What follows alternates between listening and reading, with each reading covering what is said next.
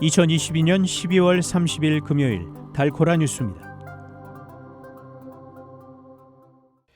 달라스와 어스틴의 디지털 인프라 점수가 미 대도시 탑10에 들었습니다.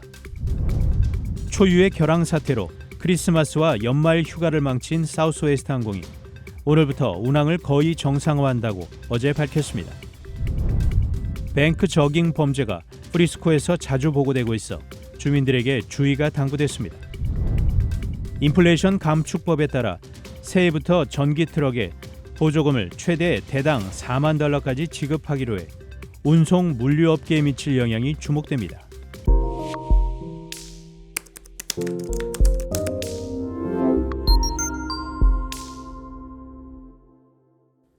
달라스와 어스틴의 디지털 인프라 점수가 미 대도시 탑10에 들었습니다. 스웨덴 기반의 부동산 기술 회사인 프롭테크 OS의 연구에 따르면 달라스는 진화하는 디지털 환경에 가장 잘 준비된 미국 도시 중 7위에 올랐으며 실리콘 힐스가 위치한 어스틴은 1위를 기록했습니다. 프롭테크 OS는 전 세계적으로 인공지능 등 새롭고 진보된 기술이 그 어느 때보다 빠르게 개발되고 있다며 신기술이 우리 주변의 인프라 환경 속에 얼만큼 구축되어 있는지를 평가하기 위해 이번 조사를 실시했다고 밝혔습니다.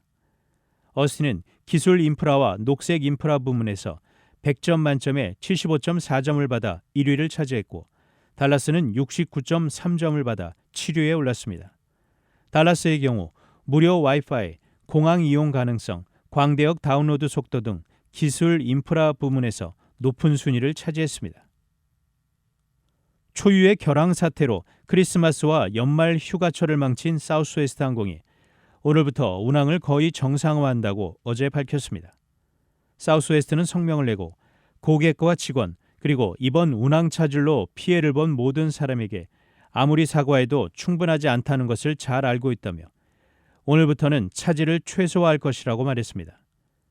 지난주 미 전역을 강타한 겨울 폭풍의 여파로 대부분의 항공사가 크리스마스 연휴 직전부터 대규모 결항과 지연을 피하지 못했으나 전체 운항 편수의 절반 이상을 며칠째 대량 취소한 곳은 사우스웨스트가 유일합니다. 사우스웨스트는 이번 주 내내 매일 2,000편이 넘는 항공편을 취소해 논란이 됐습니다.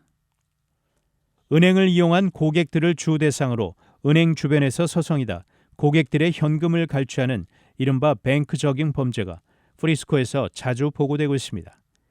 이에 프리스코 경찰국이 뱅크 저깅을 조심하라고 주민들에게 경고했습니다. 자슈아 러벨 경관은 2021년부터 최근까지 뱅크 저깅 범죄와 관련이 있는 23건의 신고에 대응했다고 밝혔습니다. 한 달 평균 2건 정도 발생한 것입니다. 프리스코 경찰국은 페이스북 포스트를 통해 뱅크 저깅에 대해 설명하며 주민들에게 은행에서 볼일을 볼 때 항상 주변을 잘 살필 것을 당부했습니다. 인플레이션 감축법에 따라 새해부터 전기 트럭의 보조금을 최대 대당 4만 달러까지 지급하기로 해 운송 물류업계에 미칠 영향이 주목됩니다. 조 바이든 정부는 IRA에 의해 내년 1월 1일부터 배달 등에 사용되는 영업용 전기 트럭에 대해 대당 7,500달러에서 최대 4만 달러의 보조금을 지급합니다. 북미산에만 보조금이 적용되는 승용차와는 달리 전기 트럭 보조금은 수입차도 지급 대상이 됩니다. 이는 또 캘리포니아, 뉴욕주 등이 기업의 탄소 배출 없는 차량 도입을 지원하기 위해 시행하는 수십억 달러 규모의 바우처 프로그램과 함께 전기 트럭 보급에 크게 기여할 것으로 기대됩니다. 이에 택배업체 페덱스와 아마존 등은 전기 트럭 대부분에 대해 7,500달러의 보조금을 받을 수 있을 것으로 보입니다. 단신 뉴스입니다. 제2경인고속도로 방음터널 화재 사건과 관련해 국토교통부가 화재에 취약한 소재의 방음터널을 전수조사에 착수했습니다. 이명박 전 대통령이 30일 약 5년 만에 자유의 몸이 됐습니다.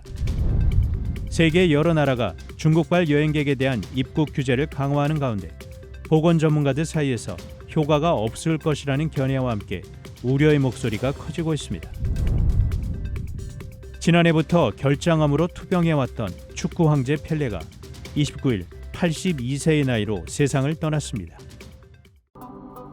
지금까지 12월 30일 금요일 달코라 뉴스 최현준이었습니다.